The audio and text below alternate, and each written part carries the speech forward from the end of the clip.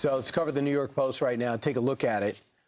Ainsley, you have it holding it up. And essentially, it's butchers. Iran's despots fight for control by publicly executing teenage protesters, including a 19-year-old wrestler named Salah Mohammadi, who and two others, after they say they murdered two cops. Most people say they had nothing to do with it. They were tortured, and then they were killed.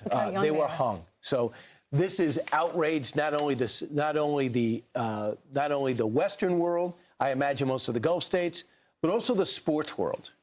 Yeah, this is what the Iran youth world champion wrestler, this is what the organization is saying. This is only a glimpse of the regime's brutality, a regime that kills its own people and now publicly executes a teenage athlete. For nearly 50 years, some politicians have tried to moderate this regime. They still don't understand it. We do. We have lived under it. We carry its scars. Iranian sports is no longer in the hands of athletes. It's controlled by the Revolutionary Guard.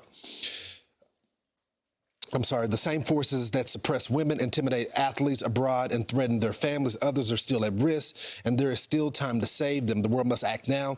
Salah's only crime was protest. He went to the streets for freedom, for a future where protest is not a crime, where executions do not exist, and where people are held by hostage of their own. Look how young those three guys are. One of them is the wrestler, the famous wrestler, and we ask, why did they pick him? You know, there were thousands and thousands of people out on the street that were protesting. And the reason is he's a public figure. He's an athlete. He's very well known. And he's a 19-year-old rising star. He was tortured into confessing to the capital crime of waging war against God. He was executed without a fair trial. All three of them were. And this comes one day. They were executed yesterday on Thursday. The girls, the soccer team, they returned on Wednesday. So I think this is a signal of intimidation from Tehran, that if you go against our regime, this is what could happen to you. But remember, it was the end of January, beginning of February, when Donald Trump said, threatened them, saying, you need to stop these public executions. And they stopped. But now that the war They're on the ropes right now. And when you have the military leaders that are getting private messages from the Israeli Mossad telling them, hey, you guys need to stand with the people or else you're going to be targeted. We know exactly where you are. And so there is this growing consensus that we're getting close within the next 2 weeks or so where the people are going to be able to take the streets. And the IRGC and the government are saying, Brian, not on our watch. Scott Besson yesterday says there's been a lot of defections. He said that on the couch in the Oval Office. Tyler Clary, a U.S. gold medal winning wrestler, said about this in London. He said he won in the London Games.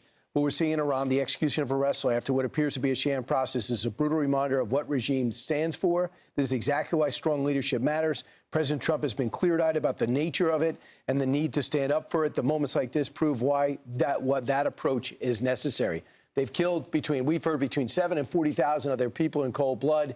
We'll see if they begin to take back their country. And that is why the intel that they have on the ground that the Mossad has obtained with all the Iranians that have become sources for the IDF and for the Israelis, that's why they got to go ahead and turn their people in, because right now we're there and Israel's there to execute what I think are their captors. I'm Steve Ducey. I'm Brian Kilmeade. And I'm Ainsley Earhart. And click here to subscribe to the Fox News YouTube page to catch our hottest interviews and most compelling analysis.